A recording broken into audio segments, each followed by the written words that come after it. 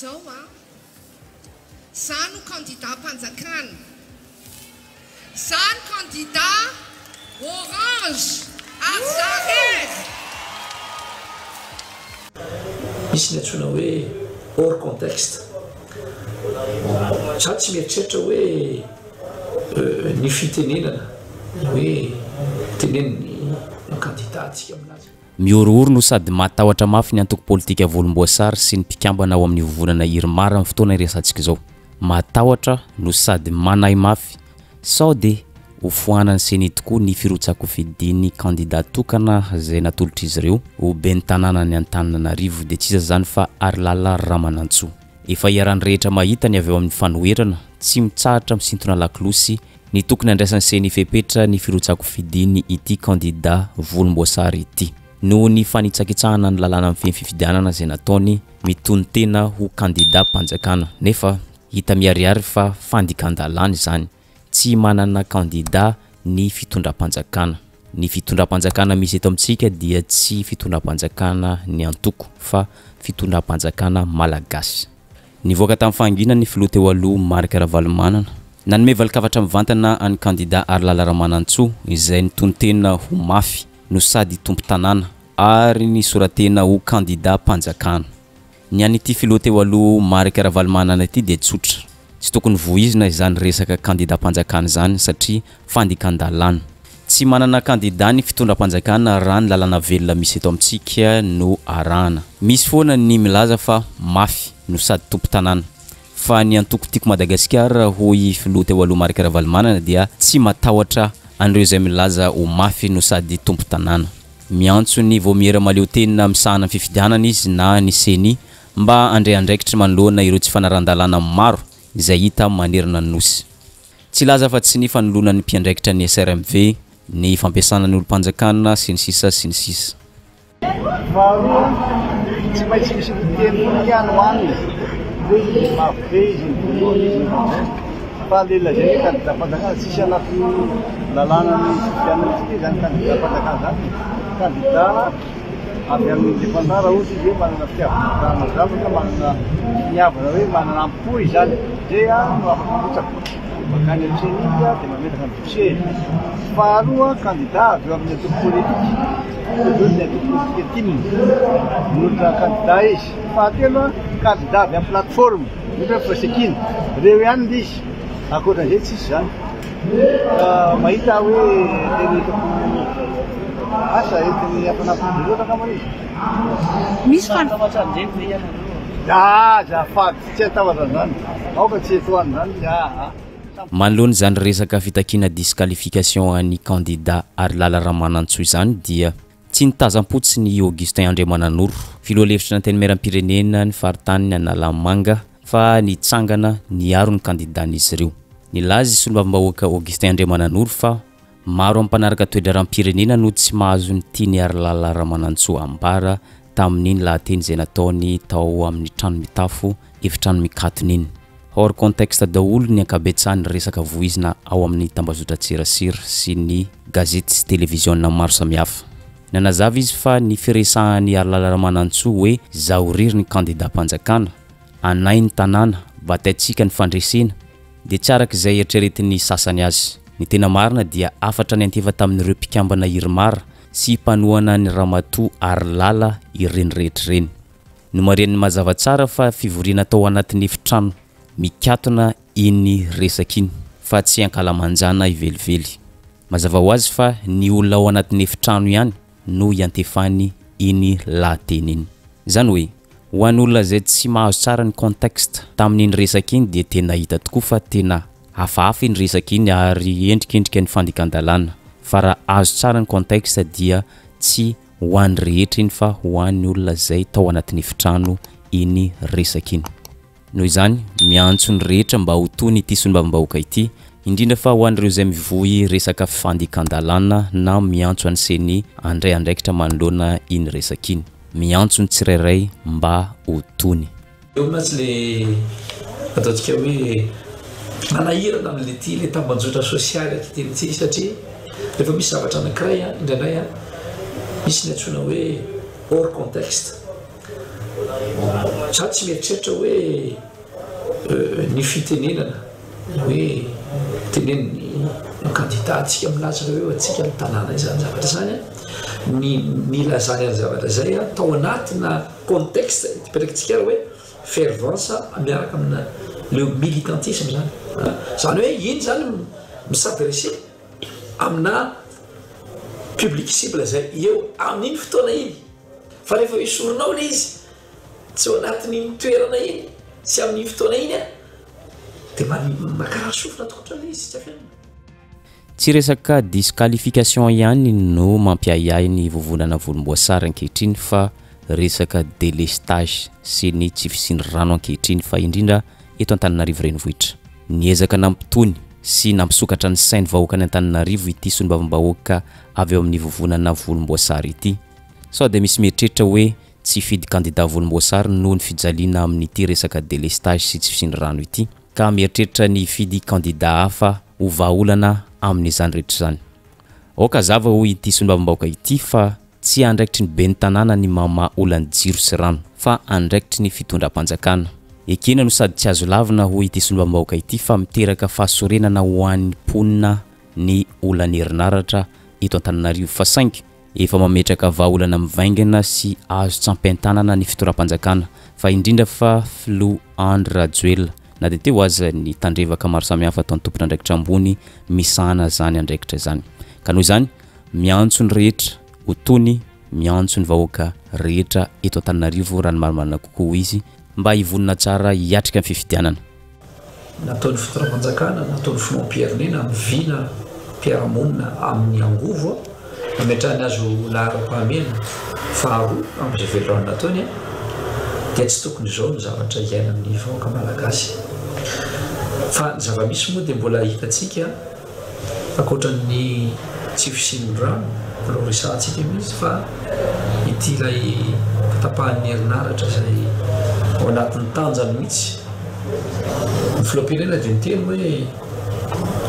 hoe izahantsika aloha ny analefahana izany na dia hoe amin'ny enina ora maraina ka hatramin'ny 10 alina mba ahafahan'ireo mpiasa majinika mivelo tena mampiasa ny herinaratra miasa tontolo andavanandro hatreto aloha dia mba voahatsy izay zavatra izay fa na eo na tsy eo zany dia mahita hoe indraindray tandrevaka izay ataon'ny tsirairay tompona andraiky mpanjakana ambony manimba ny fitoniana eo amin'ny firenena.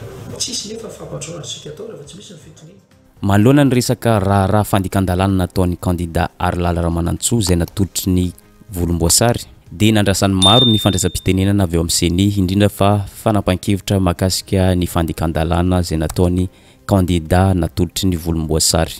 Iny tokoa fa nandray fitenenana ny CENI ny filohan'ny CENI raha ny marimarina kokoa dia tsy iza zany fa Dama Arsène Andrianarcedo. Akory ny aterana fa tsy nahenona resaka fandikan-dalàna izay nataon'ny candidat ny volomboasary ny resaka ny fanaovany tamin'ny mpanao gazety omaly. Ndao eritreretina hoe tsy maharabavao izy no sady tsy maharaka toe-dram-pirenena. Ny resaka izay nataon'ny tamin'ny mpanao gazety dia zao ao anatin'ny fanofanana ny SRMV ny CENI amin'izao mba hametrahana ny fifidianana tena lavorary no sady milamina no sady ekeny rehetra. Nanamarika ity filohan'ny CENI ity fa voaja tanteraka ny tetiandro izay napetraka ary ho tonga eto an-tanindrazana tsy ho ela ny bileta tokana izay natonta tany Afrika Atsimo. Arak'izany dia milamina daholo ny fanomanana fifidianana ben'ny tanàna. Ny vahoaka andeha hifidy sisa no andrasana. Manentana ny rehetra mba hiomana amin'izany rehetra zany ny filohan'ny CENI. Azoko tenenina dia voaza tanteraka ny tetiandro efa natonta prity any Afrika Atsimo ary efa tonga atoato atao anatin'ny andro vitsivitsy ny ireo atonta taratasy sahopady ireo dia inona moa zany fa ny bileta tokana ny taratasy momba ny firaketana tsoratra sy ny fanisana ny mpifidy sy ny valopy tsy azo skafany zany.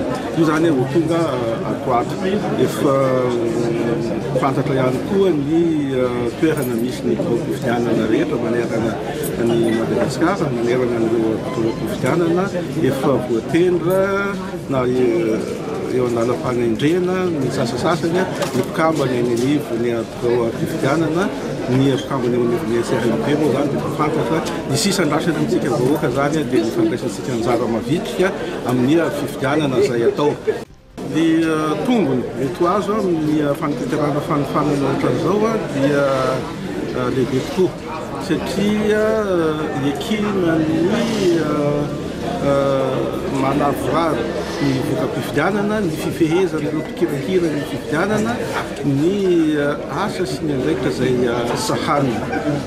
Nofanina teto manko ireo mpikambany amin'ny CRLB, nofanina teto ihany koa ireo mpampifana ny zay mpikambany amin'ny anivony fifidianana. Ka raha voafen'ireo olona reo zany andraikitra sy adidiny zany dia hitondra tombony tokoa satria ho azo antoka ny voka-pifidianana zay ivoaka rehefa avy eo ho tratra ny tanjona ao anatiny zotra-pifidianana. Tsy nitazam-potsiny ny firaisamonim-pirenena fa tsy maintsy naneho hevitra manoloana ny fandekan-dalàna zay nataon'ny candidat natolotry ny antoko TGV avy tao amin'ny vovonana Irmar. Fandekan-dalàna ny mitonona ho candidat atolotry ny fanjakana raha ny lalana velona mifely fifidianana no arahana ary tsy azon'ny rafim-panjakana atao ny mitongilana amin'ny antoko politika na amin'ny candidat tokana. Arak'izany dia fandekan-dalàna tanteraka ny nataon'ny candidat Arlala Ramanantsoa ary tokony andraisana fepetra.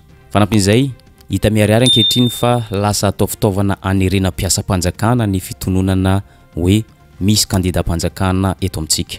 Izany rehetra zany dia tsy vaovao amin'ny rehetra fa efa nitranga zany tamin'ny fifidianana filoham-pirenena, fifidianana solombavam-bahoaka ary amin'izao fotoana izao dia kasaina apetraka indray izay fanerena olo-panjakana, fanerena mpiasam-panjakana anohana ny candidat atolotry ny vovonana volomboasary na Irmar. Ny olo-panjakana na mpiasam-panjakana resahana eto dia toy ny chef Cisco, chef district, ny préfet, na dia chef pokotany aza. Arak'izany rehetra zany dia tsy azo ekina ny fitononana ny candidat ho candidat panjakana fa manitsakitsaka ny lalana velona misy eto amintsika izany. Ny lalana eto amintsika aloha zany dia mazava tsara voasoratra hoe tsy azo ny rafim-panjakana atao sy ny olo-panjakana atao ny mitongilana zany mandritra ny raharaham-pifidianana. Saingy indrisy nefa fa misy fivoizana be loatra ilay hoe candidat panjakana ka mety zay koa no mahatonga ny lasa hoe ny olo-panjakana lasa mandeha mirohatra manohana an'ireny candidat panjakana ireny nefa raha ny lalàna antsika manko tsy misy antoko politika hoe fanjakana zany, tsy misy fanjakana hoe manolotra candidat fa antoko politika dia maleo tena na fikambanana ireo no manolotra candidat raha ny lalàna vakitsika ary raha ny lisitry ny candidat zay hita ao amin'ny tranokalantsiny iny vakitsika dia tsy misy candidat panjakana zany ao ka tsy tokony voizina zany zay zavatra zay satria miteraka fikorotanana zay satria lasa miteraka fanerena ireo ataontsika mpiasam-panjakana hoe anohana candidat panjakana nefa tsy misy zany candidat panjakana zany fa candidat nantokony misy ka izany hoe tokony fifandresen-dahatra foana fa tsy misy fanerena zany ao anatin'izay ary miteraka fifanomezana tombony zany amina ataontsika hoe fampiasana fitaovam-panjakana sy ny tariny satria hoe candidat panjakana dia matahotra ny ataontsika hoe na chef Cisco na dia na chef district na ohatra zany amin'ny fanomezan-dalana samihafa sy amin'ny fampiasana fitaovana ka aoka zany mba tsy atsahatra zay fivoizana an'izay hoe candidat panjakana zay fa mitovy daholo ny candidat rehetrarehetra ary avy amin'ny antoko na maleo teny izy ireo na tolotra fikambanana samihafa dia tokony zay no voizina hoe candidat anizy ianao fa tsy candidat panjakana kosa aloha. Ho antsika zay mpanaraka toe-dram-pirenena dia mahatsikaritra tsara fa tsy nanao fanitsina na nanome fanazavana fanampiny i candidat Arlala Ramanantsoa. Hitatazana nanao fidinana ifotony teny amin'ny boriboritany fahadimy izay misy ny solombavam-bahoaka Nèvre Oldine izy androany. Ny ao anaty vahoaka ny solombavam-bahoaka Nèvre Oldine. Ndao arahantsika kely zany rehetra zany.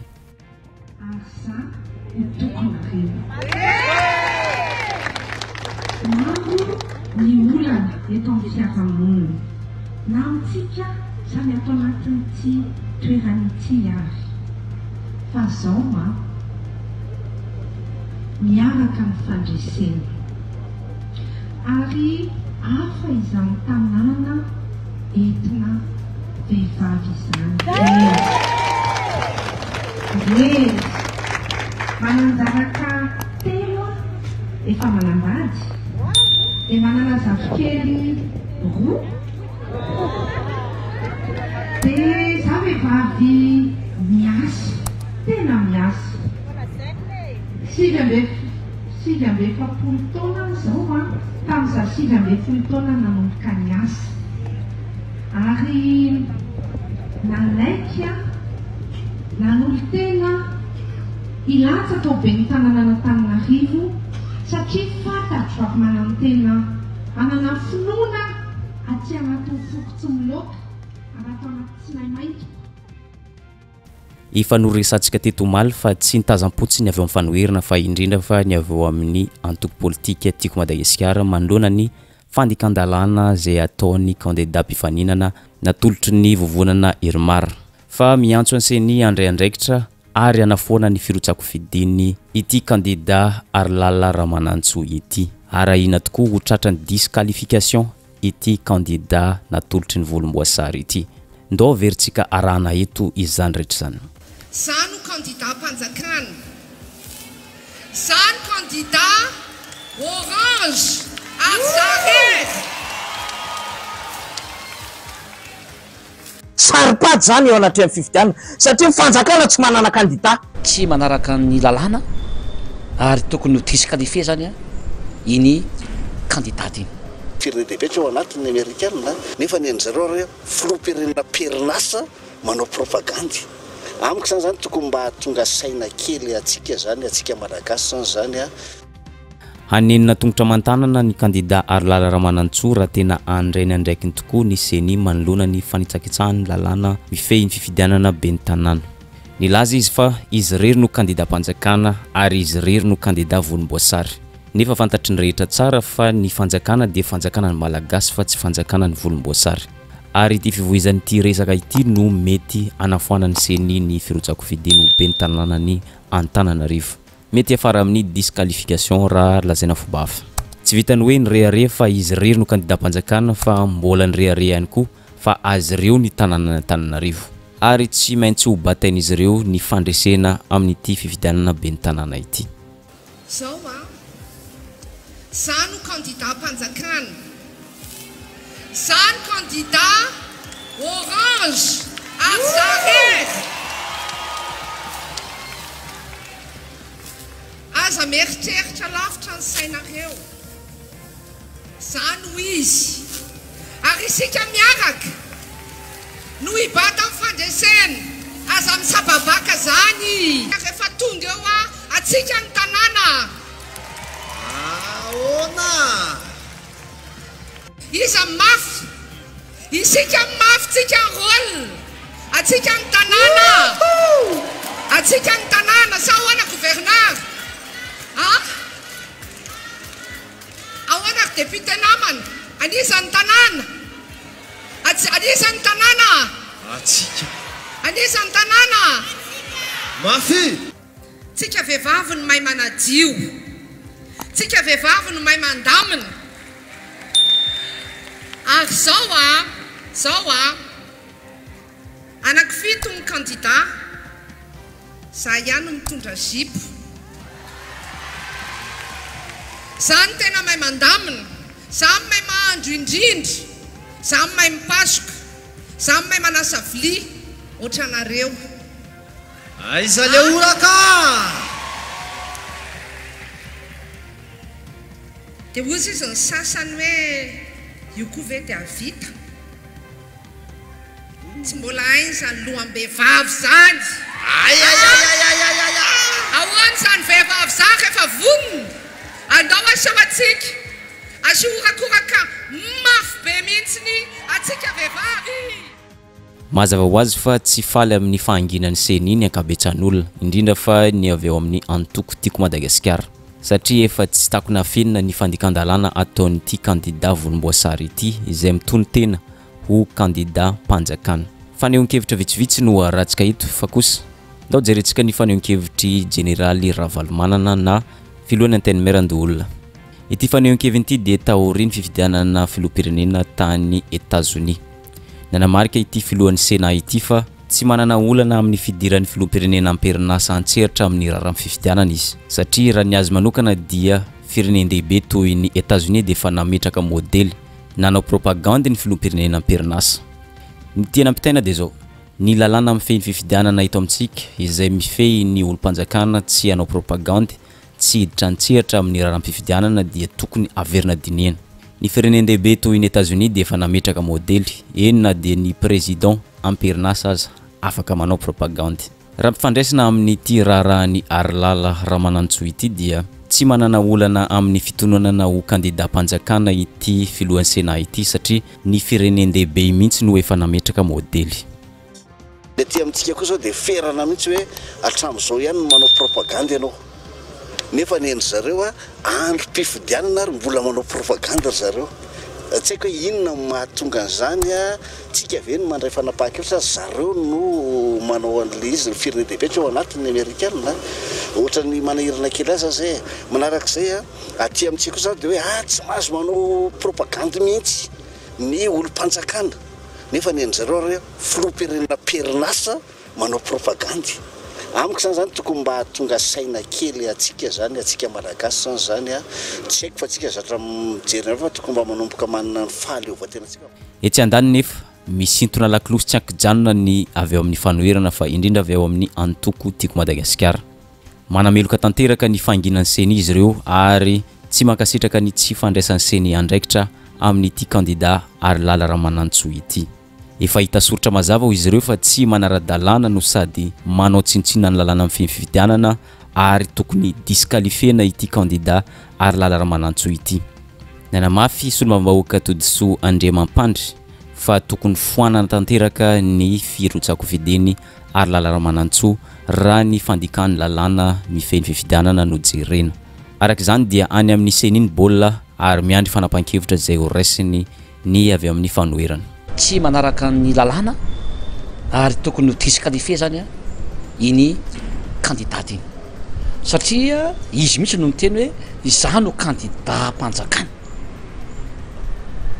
Tonga dia averany ampisaina izy zany zao ny afahefana sy mitsara fa dia andraikitra ny seny iny mandray andraikitra ao anatin'izay tsy fanao zany dia ho hita eo zany raha ho disqualifié na ahoana zany hoe inona ny fepetra tokony ho raisina zany amin'iny candidat izay miteniteny foana tahaka ireny. Raha zany dia mitodika any amin'ny seny iny isy saitsika fa tokony isy fepetra ireny tokony isy dia tokony disqualifié mihitsy zany ny candidat ao anatin'izay ka raha mbola tsisy zany dia tsy azo atokisana zany ny seny eto Madagasikara ary tena voaporofo raha mbola tsy mandray andraikitra zany amin'ny zavatra tahaka ireny satria tsy mety ary tsy mendrika zany ao anatin'izay. Novaliany ity solombavambahoaka mivantana ihany koa ny fizahozahoana izay nataon'ny candidat Arlala ny hoe azy ireo ny tanàna azy ireo ny tanàna Antananarivo. Raha ny toe-java-misy no jerena dia tsy tokony asa irearea ity candidat Arlala Ramanantsoa ity manoloany zao fampijaliana vahoaka ataon'izy ireo zao. Ao ny tsy visin'ny rano, tsy visin'ny jiro, tanàna voretra, maloto, ny embouteillage manao ny ataony sy ny sisa. Karaha ny amin'ny manokana dia tsy tokony rearea.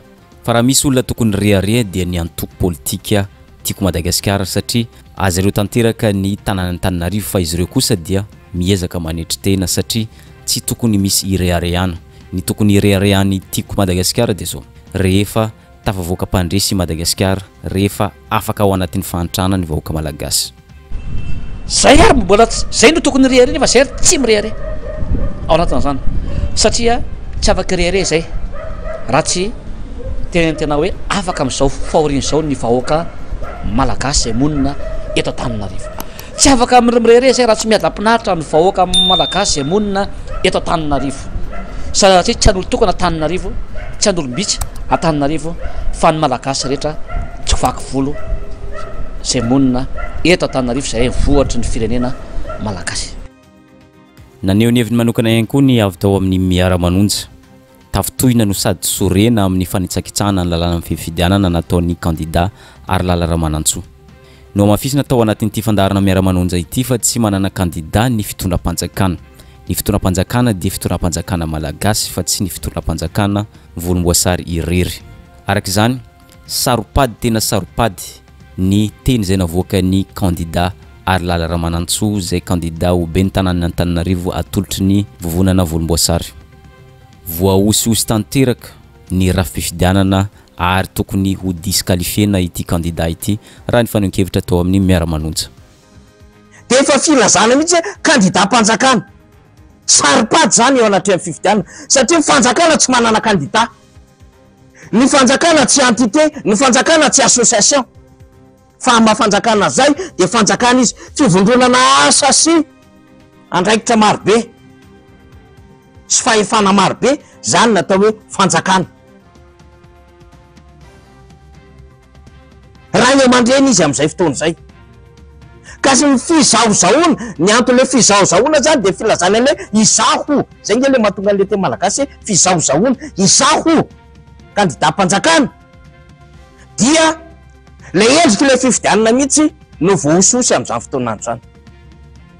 Le zotra le fifidianana mihitsy no atao tsinitsinina satria misy tonga de manavaka avy hatrany fa misy moteur ngeza be, machine ngeza be an'le rafim-panjakana zany hanoana an'ity olona anankiray ity kanefa de même peu de qualité daholo no tokony ho candidat zay manaja ny lalàna ho amin'ny raharaham-pifidianana. Matoa samy candidat dia ny fehezan'ny lalàna iombonana manerina Madagasikara amin'ny commune 570